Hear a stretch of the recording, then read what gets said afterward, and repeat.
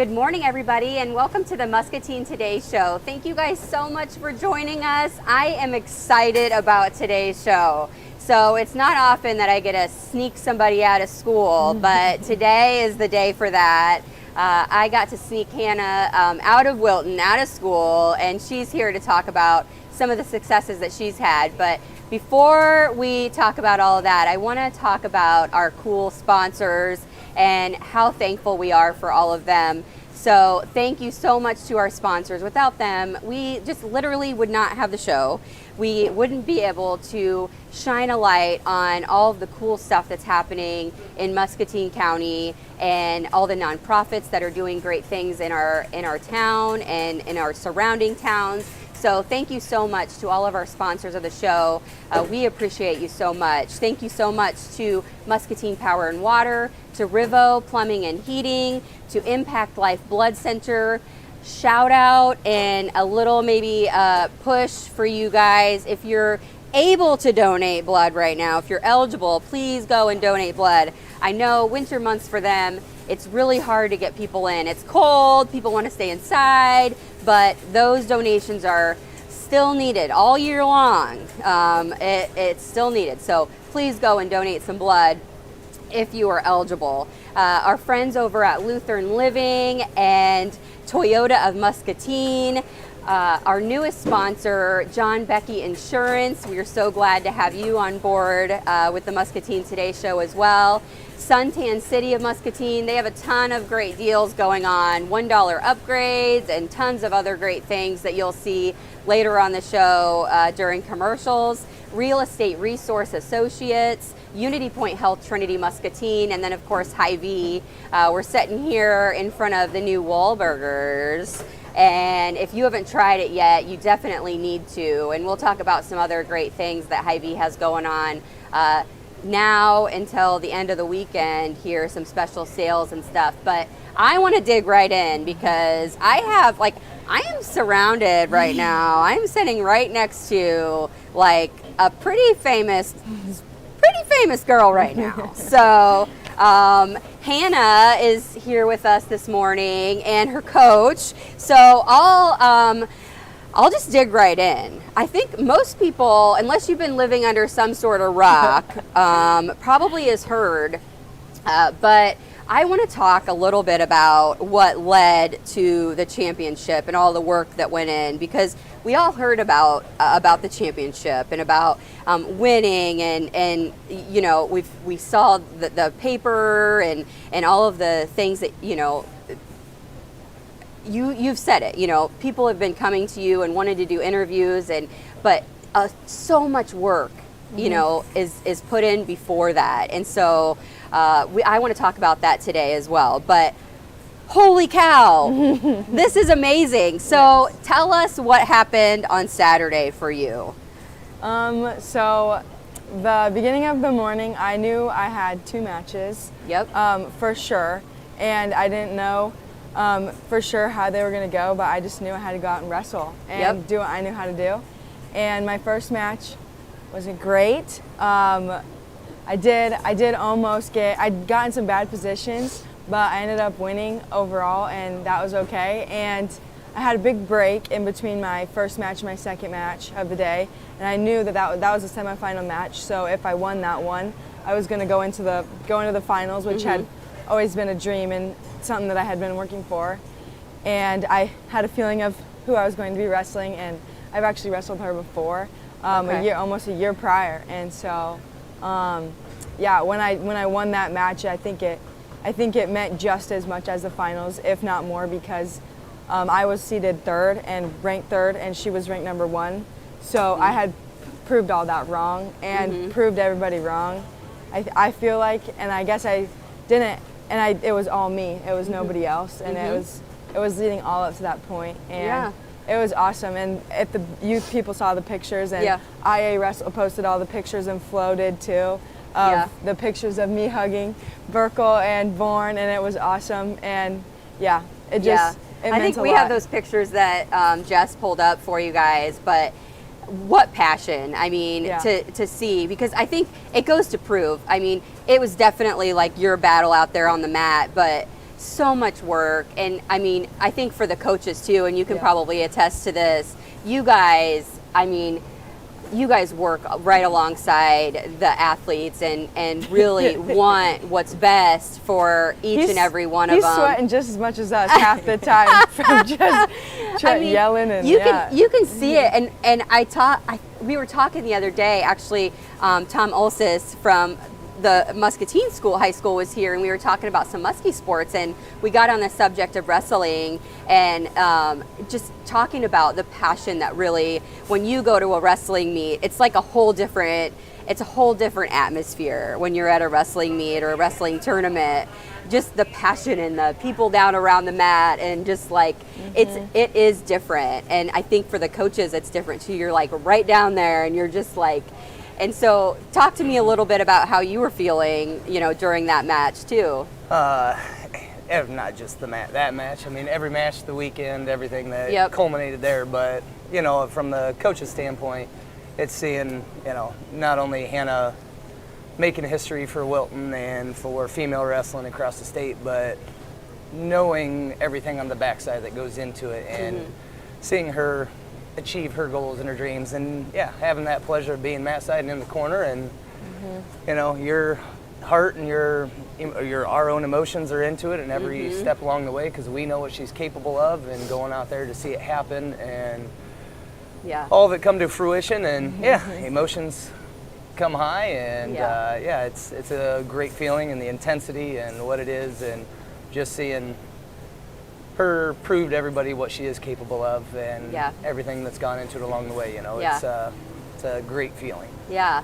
So when you said you had wrestled her before. Yeah, in the semifinal match. And so it's like, is it better to know, or is that just more pressure? Like knowing, is it better to know what to expect, or was it better to go in there and wrestle someone that you've just never even wrestled before? Like, at state, as far as like the mental, At state, it was kind of like, I know a lot of other girls had looked at their brackets, and my mom and some of my coaches in Burkle had always said, stay off track wrestling, don't look at the brackets, you don't need to worry about it. And just to keep me mentally just kind of at peace, because I think that a lot of wrestling for me is a lot mental, just as much as it is physical.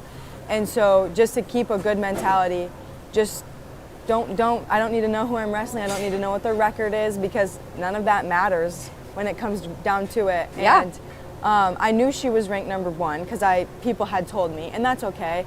And I know, and how a bracket works, I've just been around wrestling, that the number 3 seed and the number 1 seed should wrestle in they should meet each other for the semifinals. And so I knew, I had a feeling that I was gonna have to wrestle her, but I know at AAU last year when I wrestled her for the first time, I was beating her 10-3 and got pinned. So it's like, I knew I could score my points. I knew she was beatable. She wasn't unbeatable.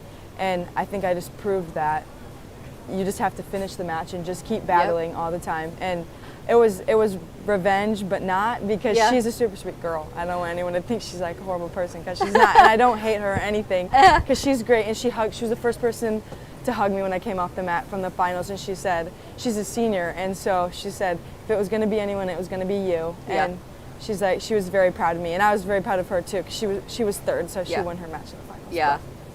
Very cool. So speaking of like finals, I mean, holy cow.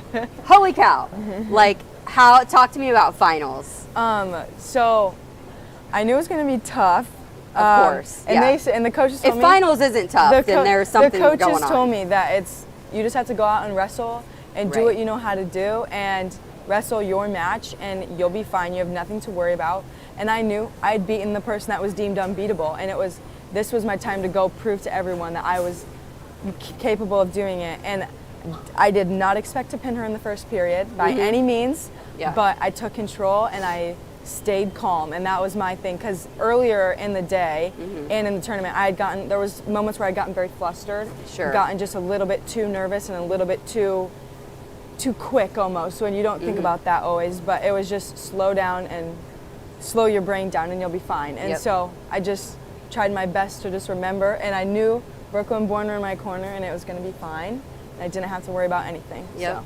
Yep. Yeah. That's awesome. Yeah. And so when you did get the pin, like, I mean, seriously, what went through your mind? Were you like, I was like, holy cow, that just happened? First of all, the ref, I looked at the ref's face. I remember this now. He was smiling because he's been at other tournaments. You see the same refs a lot of the time. Sure, yep. And he was smiling at me, and I didn't even know what to think, and I only had one contact in, so I couldn't see. I couldn't see. I was blind. I was like, I was like blind. But I was like crying in my eyes, and I was just like, oh my gosh. And then I look over at Burkle, and they're hugging each other, and I'm like, oh my gosh.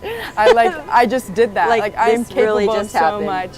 Yeah. And the ref was like, come here, like I need to raise your hand, and I was like, okay, I'm coming. It was just like a blur almost. Right. Literally and like, yeah. Like literally it was a blur. She couldn't see, but but yes, it was okay. It was awesome. Amazing. It was just an amazing feeling, and it was just like almost a relief that all the pressure of everything that everyone had put on me and that all that mental like work that I had done it just paid off right in that moment. So it was awesome.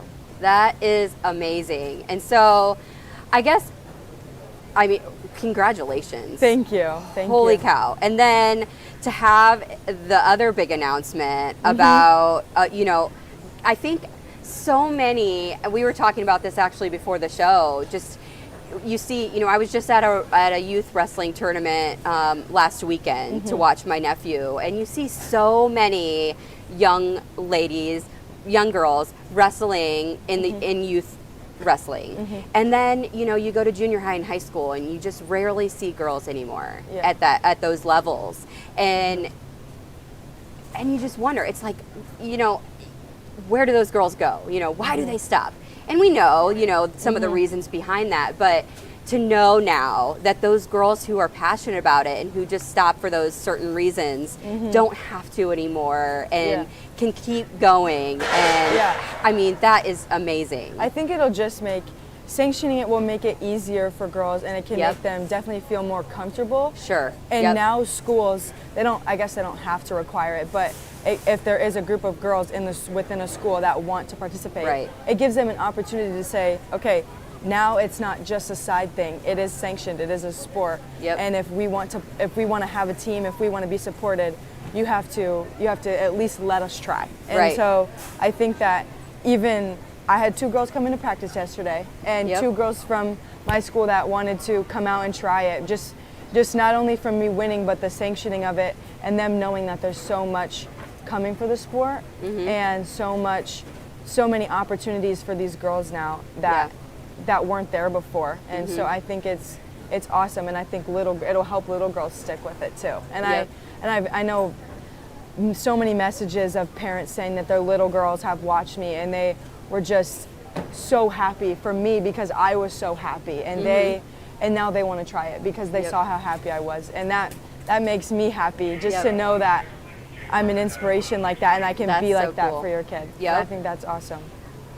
Being an inspiration for a little girl is a tall order. It feels awesome, but I just have to remember that I always have eyes watching me, and I always kind of knew that, I think, a little too, because there was always other coaches from other schools that would come up to me and say, after tough losses, or even when I would, there was a couple times where I won in a big match at tournaments and stuff. They're like, that's amazing. You're doing awesome. Keep it up. Never quit. It's just like that little boost of energy. It was awesome. And then all those coaches coming up to me Friday, even after my semifinals match, they're like, you did amazing. Like, that is awesome. You never stopped. You never stopped pushing. And I think that's why I feel like I got to where I was. I think that's why. That's why I finished on top. Having people behind you is so important, but I feel like without even knowing you, just hearing from people who do know you and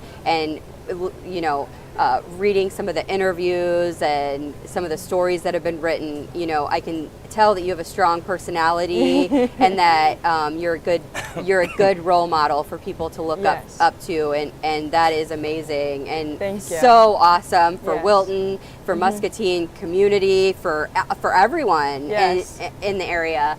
So I'm excited for that because definitely kids need people, good people to look up to. So for you as a coach, how do you guys feel about this, and how do you think it might change the wrestling program moving forward?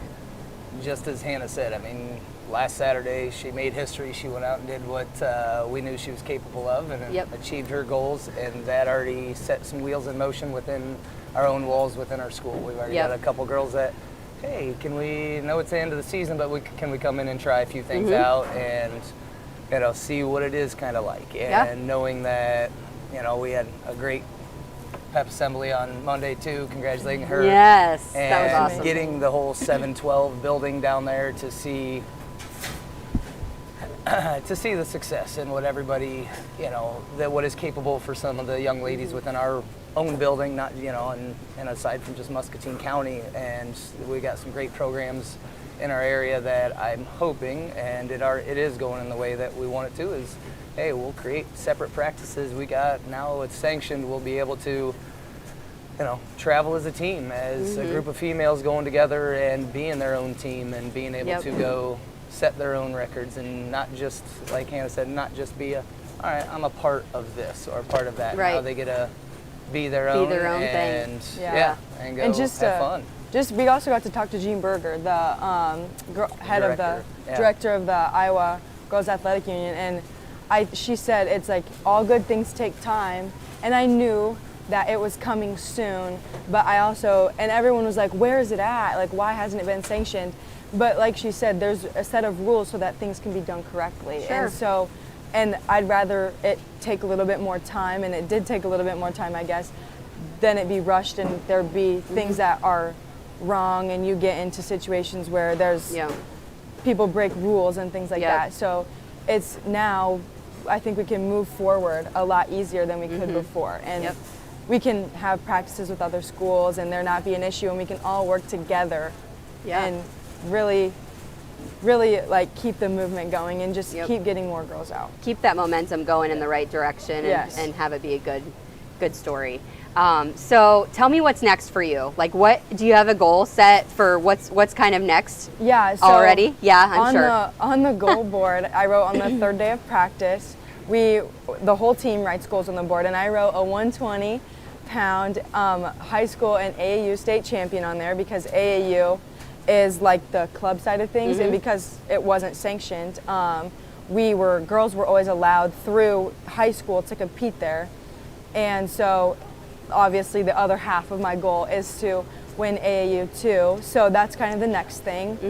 When's that? When's that happen? That's 3 weeks. I would say end of February. Okay. So I mean, I took Monday off and Tuesday off, but now I mean, that's probably earned. Yeah, I'm back in the room now, getting to practice, worked with those girls that wanted to come in, and that was awesome.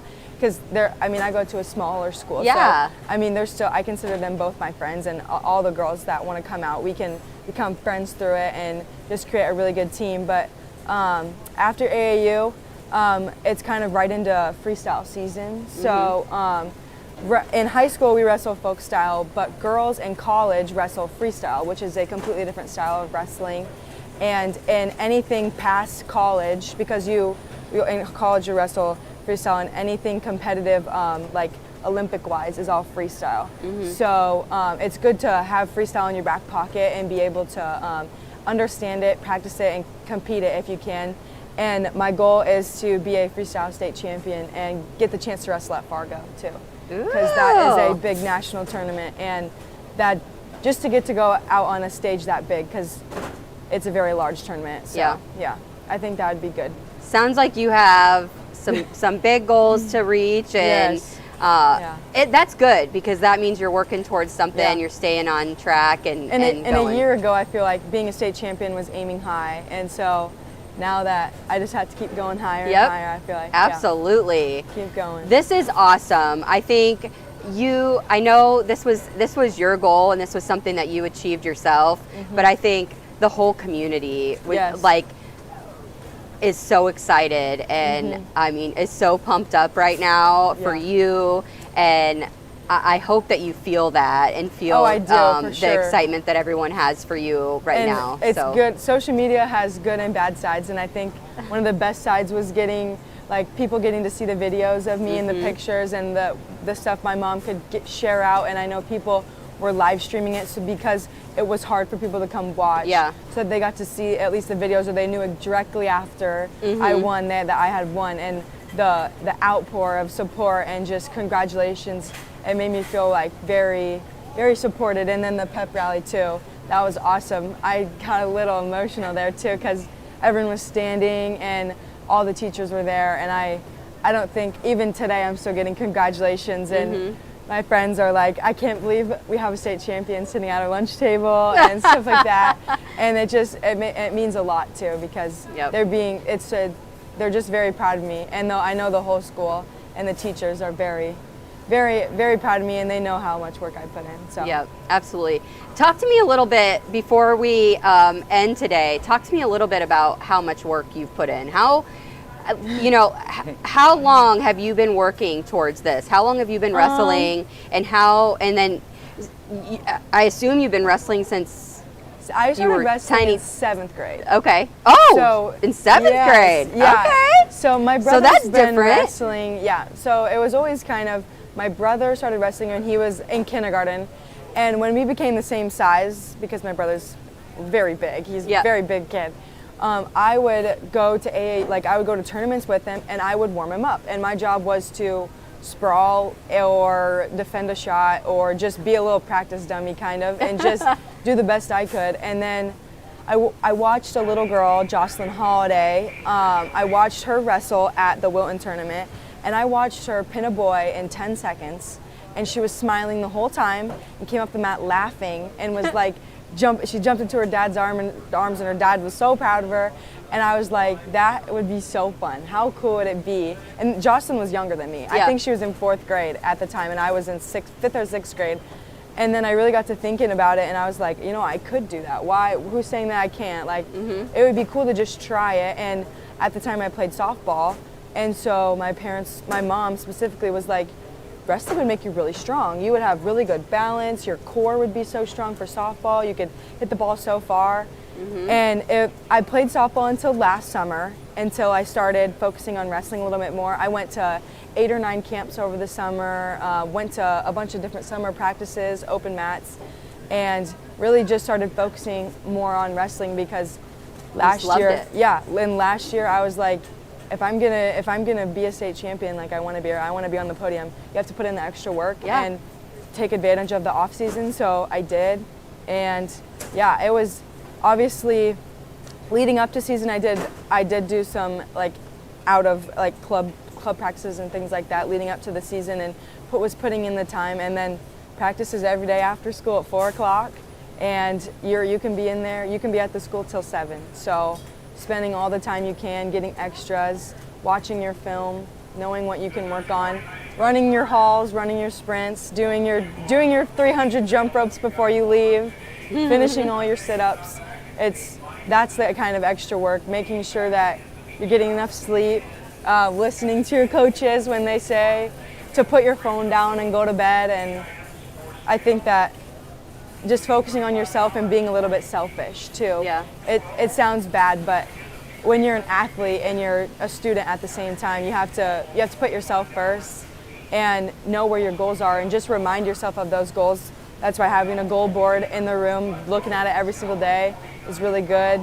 And looking at those 3rd place medals on your wall and saying, I want those to be gold and things like that, and just wanting it so bad and making sure that you know what your goals are. I love it. I think that's what really pushed me, not only physically, the extra workouts, but mentally, just knowing where I need to be. She's pretty awesome, huh? Yeah, she is.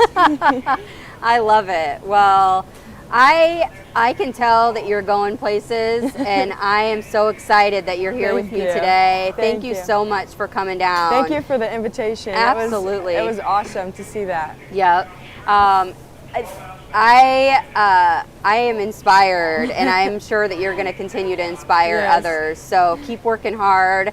I am excited to see where you go next, and to see you win again here in a few weeks, and just keep doing great things. Thank you. And I think I love what you say. Even when you don't win, going out there and doing your best, and just keep crushing those goals. It sounds really cliche, but like you're either winning or you're learning, because I mean, every loss is an opportunity to get better, because you can go back and watch and see what you did wrong, and see where you went wrong, and drill that and work on it. And I have to thank my coaches, Mr. Dorman and Burkle and Bourne too, all giving me the opportunity to watch my film and helping me realize that's what you're doing wrong. Now let's work on it, and keeping me in line for sure. Yep, absolutely.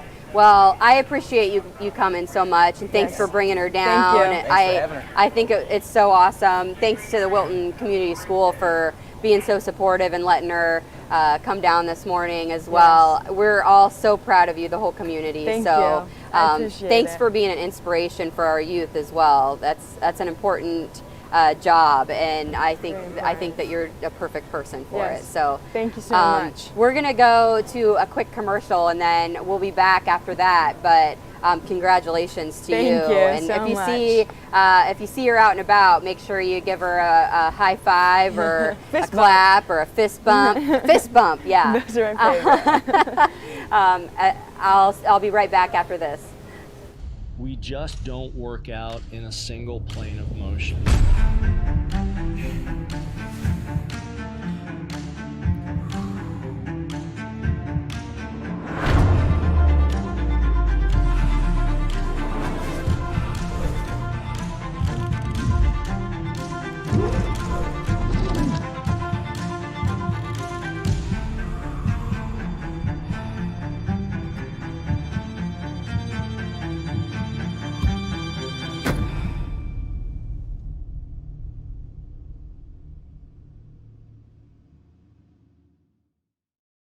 With a gorgeous tan, it's easy to be your sunny social self while hanging with friends, even the furry ones. Let yourself shine at Suntan. How cool is she, right? On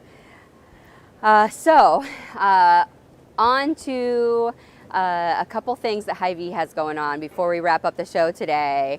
Our sponsor Hy-Vee has one of the favorite sales of the year. I feel like the truckload meat sale is something that a lot of people make a priority to come out to, and it is going on today, and we will have that. It's 4 days only, so today through Sunday, and you can come out. I have some of those deals. It's on the Hy-Vee Facebook page as well. We have some of those pulled up on the screen for you to check out, but come and head out to the parking lot. They have carts that they can fill up for you right out there, and you can get some really amazing deals on some of those meats that you guys are waiting to stock up on. So don't miss out on that. Also, don't forget this weekend to come out and try the new wall burgers here inside your Muscatine Hy-Vee as well. So that's right inside here. Tons of things to try. You can try a wall coction, you can try a shake, and tons of amazing burgers as well. One more thing that I wanted to remind you about is the shirts for child abuse awareness that PVC, a local nonprofit group, is selling. So if you want to order your shirt, check out the scroll that scrolls throughout the show, and we have flyers posted. You can check out PVC's Facebook group as well to get more information on how to order those. They're super cute, and they have adult and youth sizes available, and the proceeds from those go to a really great cause. So please help out a local nonprofit do some more good in our community by purchasing a shirt. They'll be on the show later on here in a couple weeks to talk about some of the things that they are doing out in the community. But until then, order up one of those shirts and support them and all the great things that they are doing. Thank you so much for tuning in. I hope you enjoyed that interview as much as I did, and continue watching Hannah and her successes, and in a few weeks we'll be definitely cheering her on as she continues just smashing those goals that she has on that goal board. So we will be back again tomorrow for another great show on Muscatine Today show. But until then, don't forget that kindness is free. So spread that stuff wherever you go. We wanted to bring the atmosphere that we create for a shopping experience at the barn to the streets of Coralville. People love to come to Iowa River Landing for eating, drinking, meeting with their friends, and we want to give them a place to find unique home essentials and experience a one-of-a-kind opportunity to style your home with unique quality goods. R7 Coralville is open daily, so you can shop when you want. R7's hours in Coralville are Monday through Saturday, 10 to 7, and Sunday from noon to 4. You'll find R7 right on the main street of Iowa River Landing with 3 parking ramps and on-street parking nearby to make finding us simple for you. Our small town roots of R7 lean toward hospitality, and right here in Coralville, you're going to find the R7 crew making you feel at home while you shop.